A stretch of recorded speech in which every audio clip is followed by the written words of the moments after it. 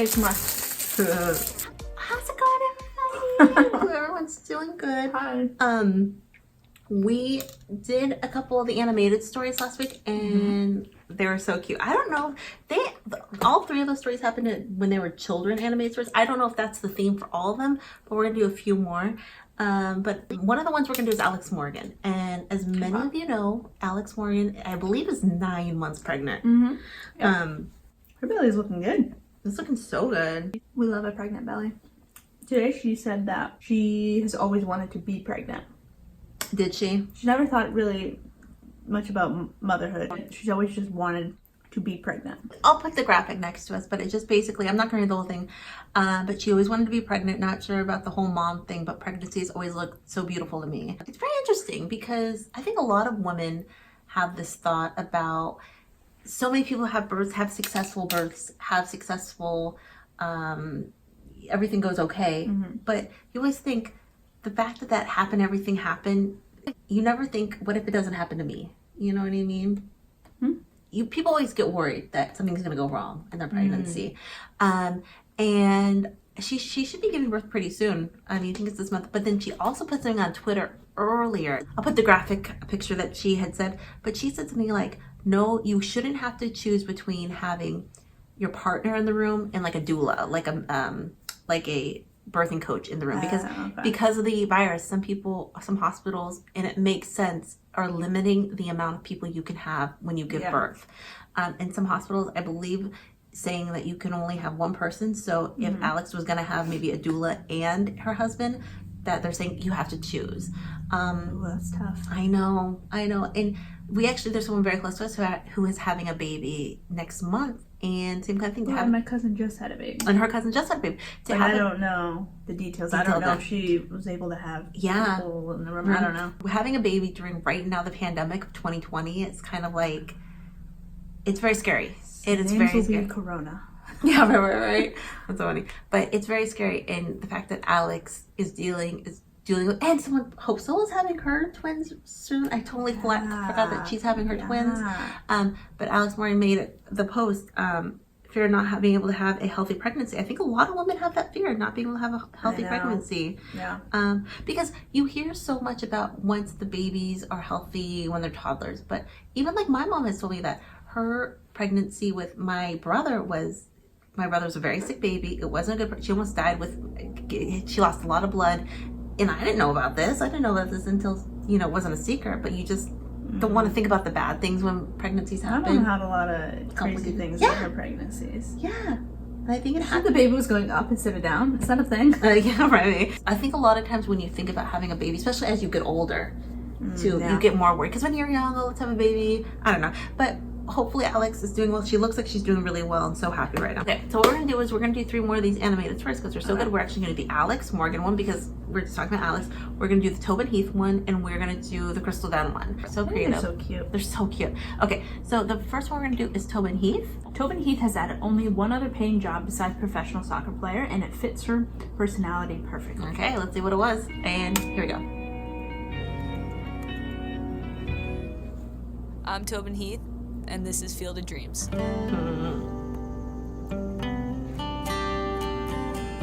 This is a story about the only other job I've had. I'm not just a professional soccer player. I actually mowed lawns before. Professional lawnmower. My club coach is like the greatest human being ever, and I would see him out there mowing the fields. I was like, wow, that's so cool. He doesn't need to be doing that. He could hire someone to do that for him.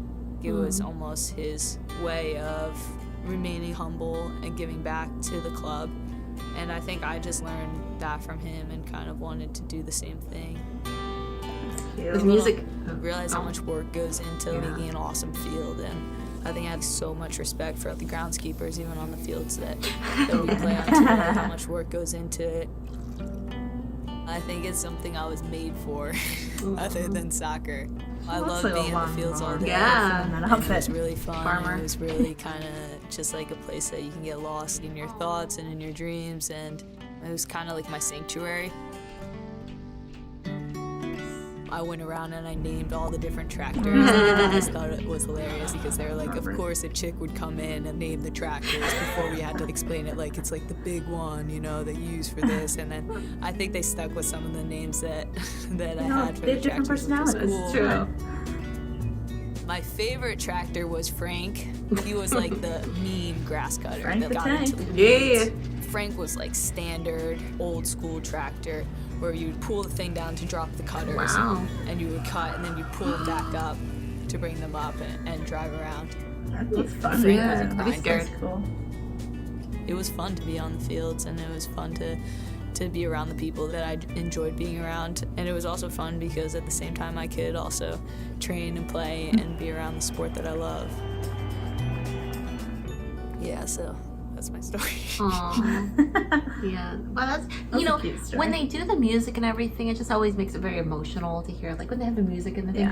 Yeah. But Yeah, it's another element. yeah, but I took two things from that. Number one, obviously, we always think of Tobin as being like a humble queen. You know, doesn't want to, isn't the kind of like, look at me, I'm the best soccer player ever. You know what I mean? Why are you laughing? Humble queen. She is. That's fun. But the other thing I kind of thought about that when she's talking about being on the tractor is her sanctuary, her calm, her lone, her peaceful time. I think of the opposite. I think of the person whose job it is to be the tractor driver thinks, I can't wait till my time to shine. I want to be a singer. I want to be a performer of some type. You know, I'm doing this now, but I just imagine myself being on stage. This is like movie talking, lingo. You get what I'm saying, though. Yeah, You I always do. see those montages of people like who said, I want to do something bigger than this. Well, and that's cool then, seeing that guy took pride in doing what he was doing, and then Tobin took pride in doing that too. Yeah. That's pretty cool. That you have to appreciate both sides of the coin. If you are a I like that. person who that is your job, that it's so important, but you still might want your time to shine too. You know what I mean? Tobin is a professional soccer player, even though I don't think she was here necessarily. It doesn't really matter. She was getting admiration and, oh, you're so good at soccer. Oh my God, you're great. But also took the time to be alone. But the person who is in charge of the tractors, they want some type of admiration too, I would think. They need an appreciation post. Yes. Well, Carly did post that one of the guy who's the groundskeeper. Yeah, right? And she kinda Carly knows what's up. She kind of got weird flack for it too. I know. That's so dumb. People always Carly want- literally, she can breathe, and people are like, whoa, I know. no. I know. People are so. Let the queen breathe. The queen. Does she have one? Okay, so we are going to do. That was Tobin's. I'm going to do out tomorrow. We're just talking about out tomorrow. She's pregnant. She's about to have a baby. When you get By this time this video comes out, our video, she may have already had her baby. Whoa, you think? Who knows? No, she's doing May. Oh, I thought she was doing April. I thought it was May. Alex Morgan tells the story of two scooters, one tumble, and one 4-year secret. For your secret. Sarah took a tumble on a scooter. Okay, so we're gonna watch the story, and you might get Sarah's quick Might story. get the story time after. Okay, and Action. here we go.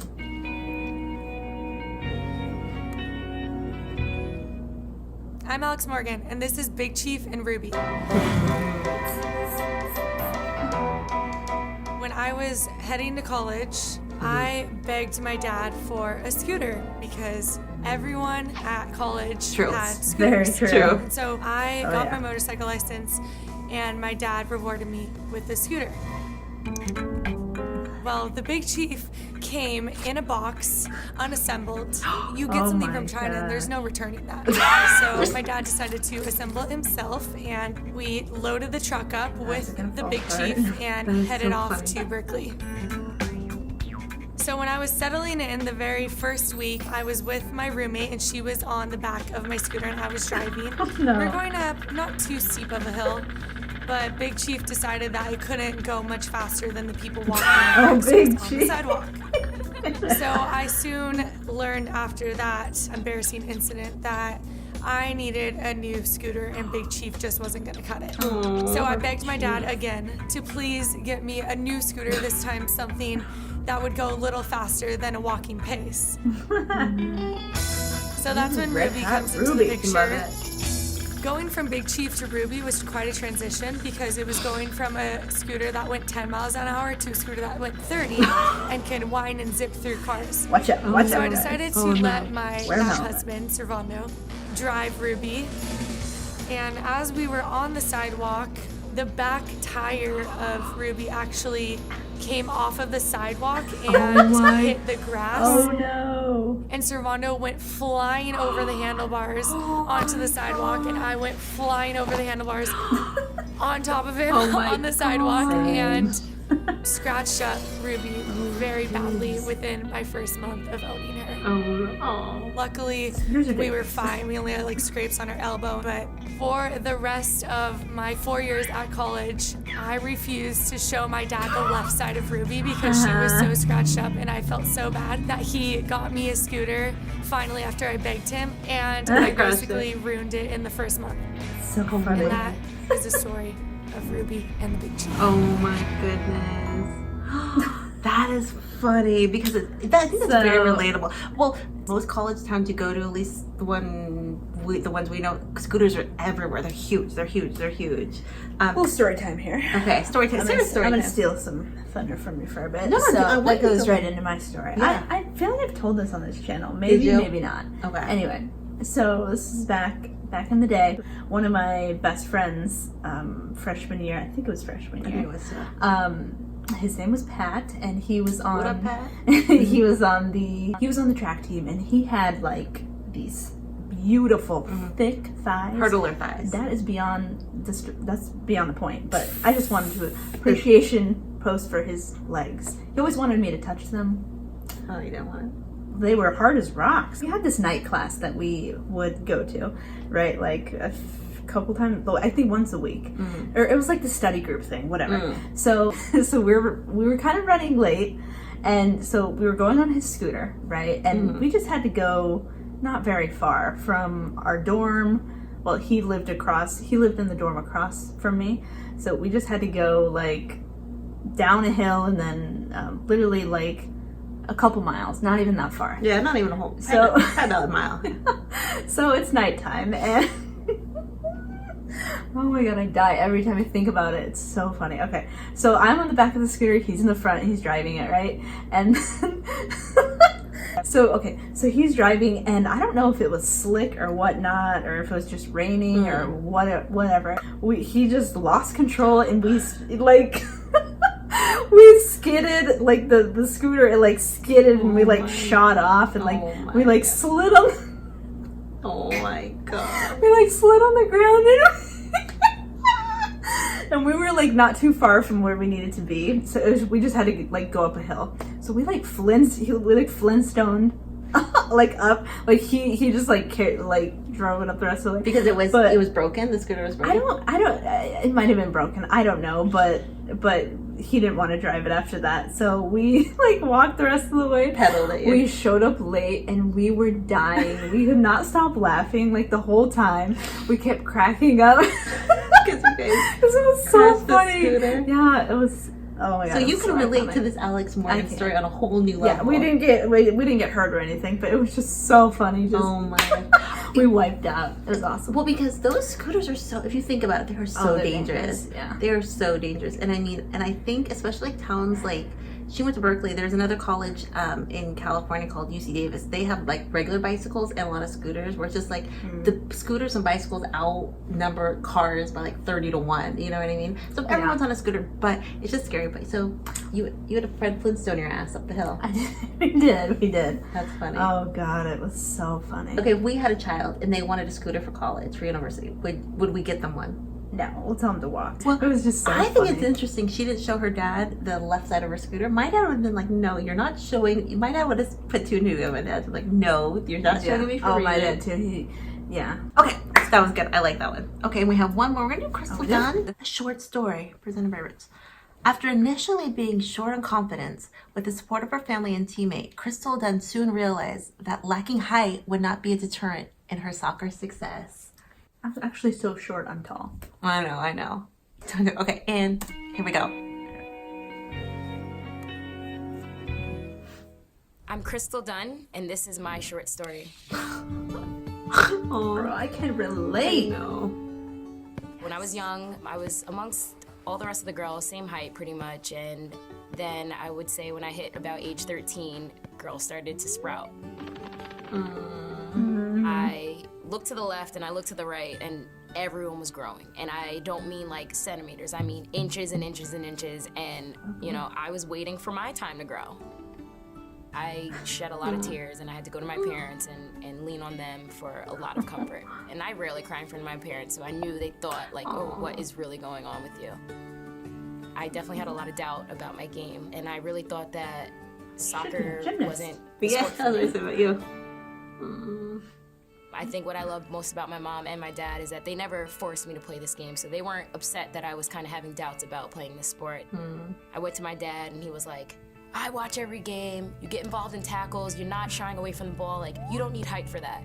His energy kind of got me up, and I was like, you know what, you're right. I'm good on the ball, I work hard, and hearing my parents both support me and just give me those positive vibes was everything I needed to realize that, you know, there's so much more to me, there's so much more to this game. Yeah. I remember my regional coach put me in holding mid, and I thought, oh man, these girls are gonna be big. I remember that game like it was yesterday. I remember rocking it, and my teammates were so supportive. Oh, yeah. I could be an aerial presence. I can win headers. I can compete, and it was such a great relief knowing that I had support behind me.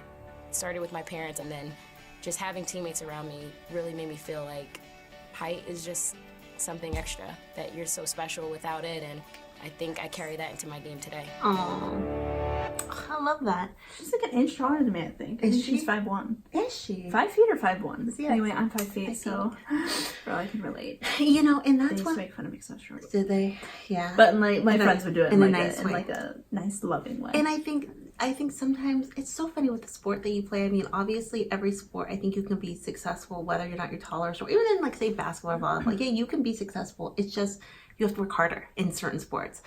Yeah. Gymnastics, being tall, you have to work harder because you're tall.